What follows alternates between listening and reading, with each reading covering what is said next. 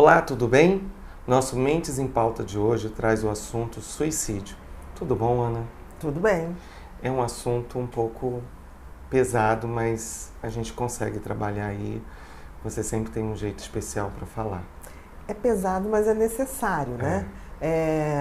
No ano de 2016, a Organização Mundial de Saúde, inclusive, dedicou 2017, dedicou o ano ao combate ao suicídio. Então, a gente vem infelizmente, constatando que o índice de suicídio tem subido, principalmente entre os jovens, entre adolescentes, no mundo e também no Brasil. Então, é uma realidade que a gente não tem mais como deixar passar. Está na hora da gente falar sobre isso. Inclusive, no livro Mentes Depressivas, eu fiz um capítulo assim, suicídio, precisamos falar sobre isso.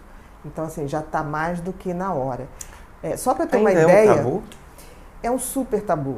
E esse tabu, ele data de 1771.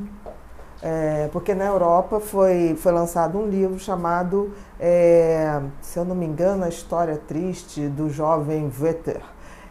E nesse livro, esse jovem, o personagem, o Werther, ele acabava se matando com um tiro, né, de revólver após uma paixão mal sucedida.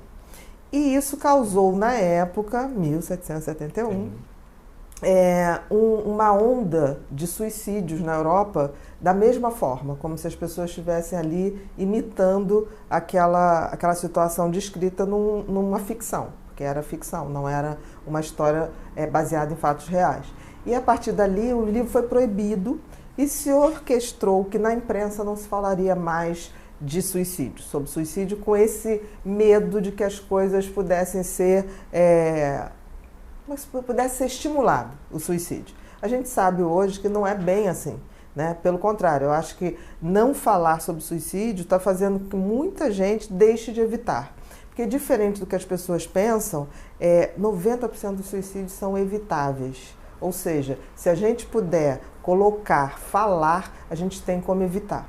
Porque geralmente o impulso do suicídio é um impulso muito momentâneo. Se a pessoa conseguir passar aquele impulso, rapidamente depois ela se arrepende. Tem alguns transtornos assim, então ele bate mais ou menos, que predomina isso. Exatamente. Esse por exemplo, tempo. Tem uma pesquisa da Unesp que diz o seguinte, que 36, isso é uma pesquisa de 2012, 36% das pessoas que cometem suicídio são portadoras de transtornos de humor, principalmente a bipolaridade. 24% são pessoas que fazem uso abusivo de substâncias tóxicas, drogas, né? Isso acontece muito porque a droga ela acaba distorcendo o mecanismo de pensamento da pessoa, tira a pessoa da sua consciência e muitas vezes ela pode fazer isso de forma inadvertida ou impulsiva também. E os esquizofrênicos são só 10,6% comparado aos outros, e o transtorno de personalidade, principalmente o border, fica ali na 11,6%. Então, disparadamente, os transtornos de humor, a bipolaridade, é o que tem um índice mais marcado, que a gente tem que estar muito mais atento a não poder deixar de tratar mesmo. Alguns casos, Ana, não vou citar, mas assim, nos estudos, era uma pessoa normal, trabalhava bem, não demonstrava sinal de nada.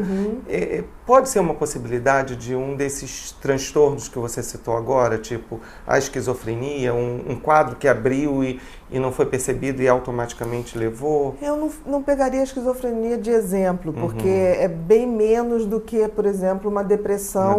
E principalmente uma depressão bipolar. E eu acho que a bipolaridade fica mais difícil de identificar porque, em geral, a pessoa da bipolaridade, ela primeiro passa por uma euforia ou uma hipomania, quer dizer, ela fica muito alegre, muito expansiva, e aí depois vem a depressão que culmina com o suicídio. Então as pessoas ficam espantadas, como é que aquela pessoa ontem, mês passado, estava super bem, falante, festeira, e fez isso agora? Então a gente tem que ter muito cuidado, porque assim, a bipolaridade é difícil de ser identificada, porque às vezes não é tão classicamente assim, às vezes a pessoa só tem depressão, mas tem uma hipomania, que não chega a ser uma euforia franca, e requer um tratamento com muito cuidado e para sempre. Porque né? é esse que pode levar ao suicídio. Esse é o maior índice.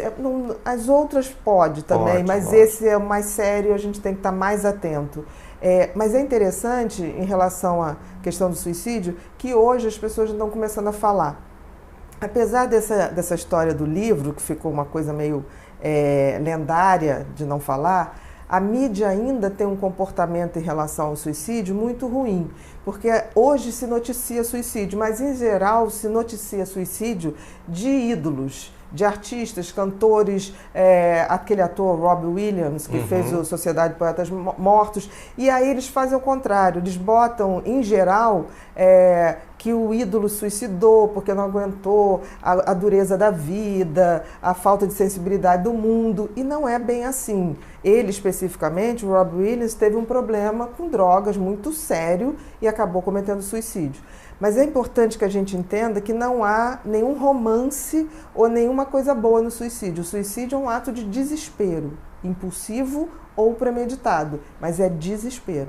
Porque eu vejo muitas vezes as pessoas romancearem, tipo assim, ele optou pelo suicídio, como se fosse uma coisa filosófica. Não é. É uma pessoa, um ser humano em desespero.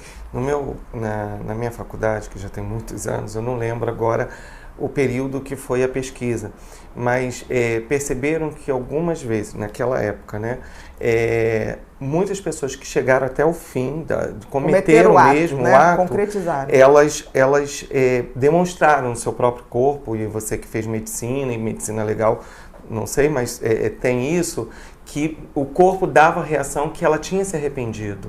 Sim, é isso que eu estou te falando, que as pessoas falam muito, não, mas fulano fez isso como um ato de protesto. Não existe, é desespero. O suicídio não tem nenhuma manifestação social, política, ideológica. É um ser humano em franco desespero. E muitas vezes o ato é cometido não porque a pessoa não queira mais viver, ela não quer mais sofrer o que ela está sofrendo. Então é nessa hora que a gente vê assim, se tiver alguém ali que possa dar um suporte, aquele 15 minutos de desespero vai passar. Como a crise do pânico, passa. Né? Mas quem vai estar ali? Por isso que eu gosto muito, e no livro eu sempre falo isso, do papel especial do CVV, do Centro de Valorização da Vida, né? Que a gente diz que é 188. Hoje já tem no Face, tem sites, e 24 horas por dia, né? O ano inteiro. Porque aqui, na hora que uma pessoa do outro lado atende o telefonema ou entra em contato e deixa passar aqueles 15 minutos de desespero, uma vida é salva. O papel do CVV é fundamental nisso, né? Porque a gente sabe que 90% dos casos são evitáveis. Uma coisa engraçada que veio agora, engraçada não, séria, é muito mais fácil as pessoas falarem que estão com um câncer, de repente, que é uma coisa severa e que chega muito silenciosa, mas a depressão e um suicídio é tão quanto, porque vem silenciosamente e as pessoas desprezam isso, né? Acham que é uma bobeira, uma frescura. Eu acho que isso é o desconhecimento, é a ignorância, né? No sentido não brutal, mas a ignorância de ignorar, de não saber dos fatos. Infelizmente, as pessoas... A gente vive numa sociedade que ter depressão é quase off, né? Porque as pessoas têm que estar sempre lindas, maravilhosas, postando fotos maravilhosas nas redes sociais, como se isso fosse uma obrigação, mais uma obrigação de ser um ser humano contemporâneo.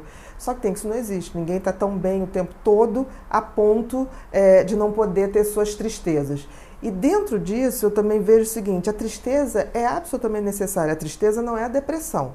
A tristeza é aquele momento que eu me recolho, eu reflito, eu faço as minhas análises do que me falta, do que me é fundamental, do que é essencial. A depressão é quando isso se torna patológico, que eu não consigo ver saída. Não é uma reflexão, é uma queda onde eu não vejo saída, é o contrário. Então, assim, infelizmente, a gente tem que ter um pouquinho mais de complacência com as pessoas e deixar as pessoas terem seu momento de tristeza. Eu acredito até que o índice aumentado de depressão e de suicídio na nossa sociedade está muito vinculado a essa obrigação de ser feliz a qualquer custo. E aí, quando a pessoa não é feliz, é como se ela não coubesse mais nesse mundo. As redes sociais fazem muito isso, né? Mas você vê que pessoas que cometeram suicídio, depois que você vai ver na rede social, elas estavam sempre maravilhosas na rede social. Né? Para você ver como isso é fake. É totalmente fake. Não há esse ser humano que possa fazer isso tudo. Agora, só para a gente colocar, o índice é alarmante, tá? Para você ter uma ideia, a cada 40 segundos ao redor do mundo uma pessoa suicida. 40 segundos. Enquanto a gente está conversando aqui, algumas pessoas, muitas pessoas tiraram sua vida. A cada 20 segundos alguém tenta, mas não consegue, graças a Deus. Por algum motivo, seja porque pede ajuda, porque tem alguém que possa socorrer, né? Então, isso é um índice muito alto. E o que está espantando a gente é que está crescendo entre os jovens. Que sociedade é essa que cria um buraco tão grande, com 20 anos a pessoa está achando que não tem mais nada para viver? Né? Então, assim, nós estamos fracassando em comunicar as coisas, comunicar o que é um comportamento normal, o que é tristeza, que é necessária para a nossa reflexão e que não há como ser feliz e eufórico o tempo inteiro. Então, isso tem que ser revisto. Tem alguma... as pessoas falam de regiões e você também cita isso.